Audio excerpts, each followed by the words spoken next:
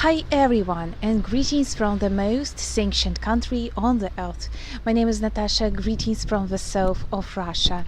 I came back to Krasnodar from Nizhny Novgorod, where I spent about 1 week. Unfortunately, I didn't have much time to make a lot of videos, a lot of vlogs from Nizhny Novgorod because I was extremely busy. I was attended to a meeting. Also, I met my parents, my friends.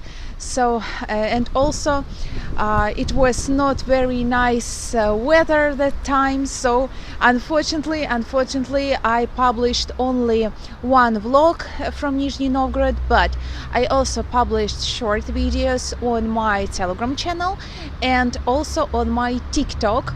I started to run my TikTok last week, and one of the video got 70,000 views, and I'm really happy because of it. So my dears, join my TikTok if you haven't joined it yet. My dears, just look at these wonderful roses. They are so bright, so nice, so beautiful. I really missed them being in Nizhny because there are no roses now, but here there are almost near every building. Today, my dears, I would like to walk around with you to show you beautiful Krasnodar in June. The weather was raining a bit about an hour ago, but now it's nice and sunny, a lot of greenery.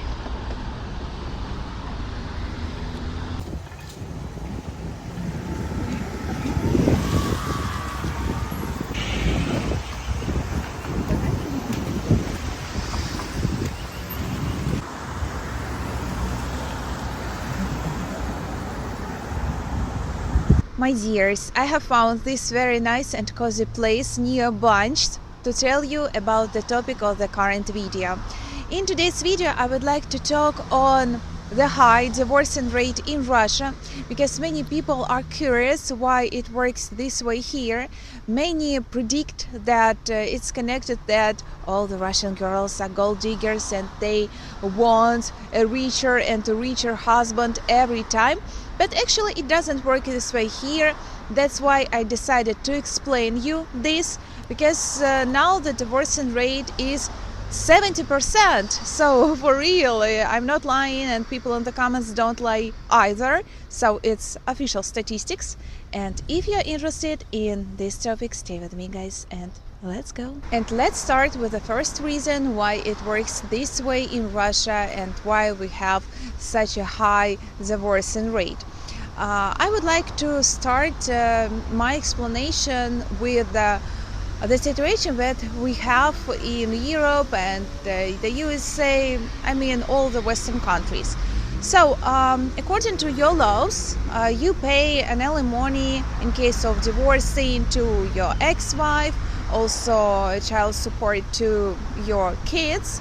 Here it doesn't work this way. After divorcing, a man should pay an alimony only to their kids if they have common kids with such a woman, but he doesn't need to pay an alimony to ex-wife. So it makes the process of divorcing a bit easier, because people just can easily divorce if they don't have any common kid, and a man will not need to pay an alimony. Of course, usually a woman makes less money than a man, so a man should pay an alimony, I suppose. So correct me in the comments if I'm not right. Here we don't have such a practice. A man should pay an alimony only to his kids in case of divorcing. But it isn't so easy also, because many men, maybe not many, but some men decide to not to pay an alimony even to their kids. They hide their income. Some work not officially or partly officially. Some use bank accounts of their relatives to hide their income and not to pay an alimony. It's a big problem here, unfortunately, because a woman sometimes has to provide their kids with money by herself, and it's really difficult, it's really hard.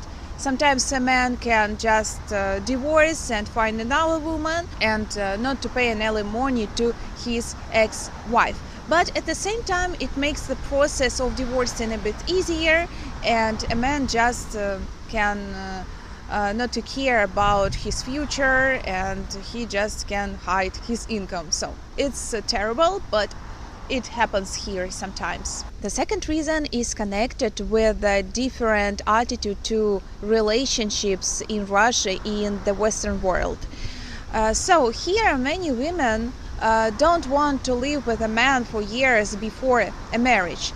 Some want to get married immediately and don't want to wait, because many girls here suppose if a man doesn't ask her to be his wife for years, it's probably because he just doesn't want to marry her, because his attitude to her is not so serious. Probably he's waiting for someone better, and that's why sometimes these relationships don't work here. But I know in the West, many couples can live together for years, even have kids without any marriage, and it's okay. But here many people just can marry, next divorce, next marry again. Also, this process is pretty simple, and to divorce here is easy peasy actually. You just go to the register office, and after a month, you just can get divorced, and it's not a big deal actually here. By the way, according to the current law,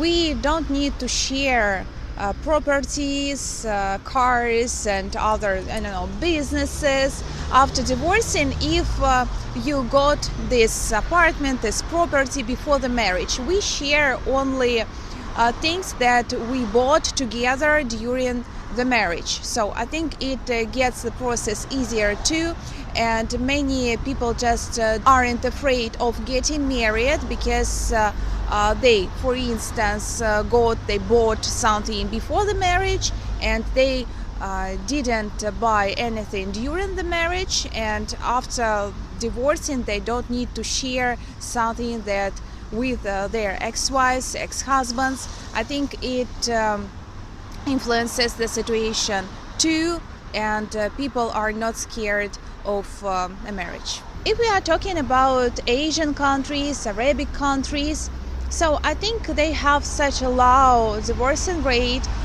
because of cultural, religion issues.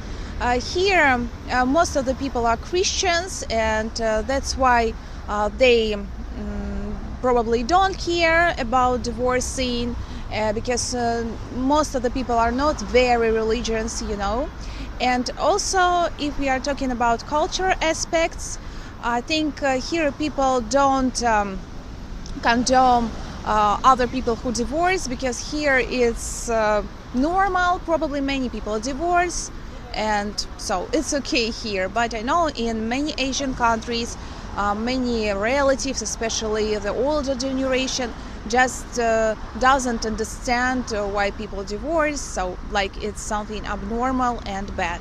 My dears, look at this road. So we are like in some village, so there is a noisy road, but I'm going here. Write in the comments, what do you think about this place? I like these places. I like Krasnodar because of it, and I think there is such a situation in almost every Russian town or city where you have buildings, noisy roads, but you can find such cozy places. My dears, I noticed this very unusual thing. There are roses of different color on the one bench. Why does it happen? Maybe you know. Probably it's because of the sun. This rose is older, there are younger roses. My dears, we are on the Turgenev Street. This street is not very wide, but it's pretty big actually. Cherries, 500 rubles for 1 kilogram right now. My dears, I also would like to share one more news with you. I decided to organize a trip to Russia for foreigners because I often see in the comments that many are really interested in trips to the south of Russia, because many probably visited Moscow, St. Petersburg, and it's easier to visit such places in the central Russia. But here it's quite difficult because most of the people don't speak English, and to travel here without a guide is quite difficult. If you are interested in such a tour, write on my email and I will write you the details. I think the main place of tours will be Sochi, a very nice city in the south of Russia. You maybe saw it in some of my videos, because this city has an airport, and to get there from Turkey or from Moscow is pretty easy. So also write in the comments if you like this idea, but better write it on my email.